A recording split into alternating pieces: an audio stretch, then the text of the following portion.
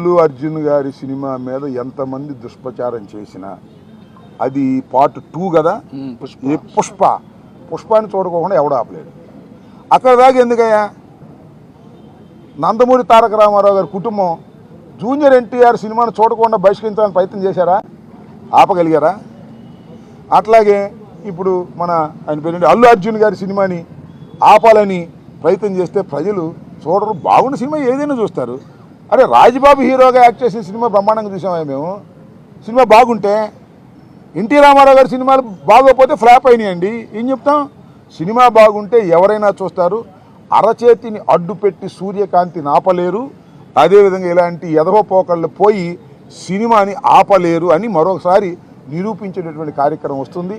అల్లు అర్జున్ అయినా లేదా జూనియర్ ఎన్టీఆర్ అయినా లేకపోతే మరొకరైనా సినిమా బాగుంటే ఎవరైనా చూస్తారు, బాగోపోతే ఎవరు చూడరు.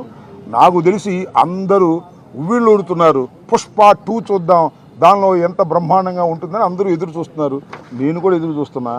మరి థియేటర్లోకి వెళ్ళి చూడాలంటే ఇబ్బందిని నేను కూడా పుష్ప 2 ఎలా ఉంటుందో చూడాలని నాకు బాగా కోరికగా ఉంది. ఎందుకంటే చాలా అద్భుతంగా పార్ట్ 1 అద్భుతంగా ఉంది కదా. అల్లు అర్జున్ గారి సినిమా మీద ఎంతమంది దుష్ప్రచారం చేసినా అది పార్ట్ 2 కదా. పుష్పాన్ని చూడకోకుండా ఎవడు ఆపలేడు. అక్కడ దాకా ఎందుకయ్యా? నందమూరి తారక రామారావు గారి కుటుంబం జూనియర్ ఎన్టీఆర్ సినిమాను చూడకుండా బహిష్కరించాలని ప్రయత్నం చేశారా? ఆపగలిగారా? అట్లాగే ఇప్పుడు ఆయన పేరు అల్లు అర్జున్ గారి సినిమాని ఆపాలని ప్రయత్నం చేస్తే ప్రజలు చూడరు. బాగున్న సినిమా ఏదైనా చూస్తారు. అరే రాజ్బాబు హీరోగా యాక్ట్ చేసిన సినిమా బ్రహ్మాండంగా చూసామా మేము? సినిమా బాగుంటే, ఎన్టీ రామారావు గారి సినిమాలు బాగోకపోతే ఫ్లాప్ అయినాయండి. ఏం చెప్తాం? సినిమా బాగుంటే ఎవరైనా చూస్తారు. అరచేతిని అడ్డుపెట్టి సూర్యకాంతిని ఆపలేరు. అదేవిధంగా ఇలాంటి ఎదవపోకళ్ళు పోయి సినిమాని ఆపలేరు అని మరొకసారి నిరూపించేటటువంటి కార్యక్రమం వస్తుంది.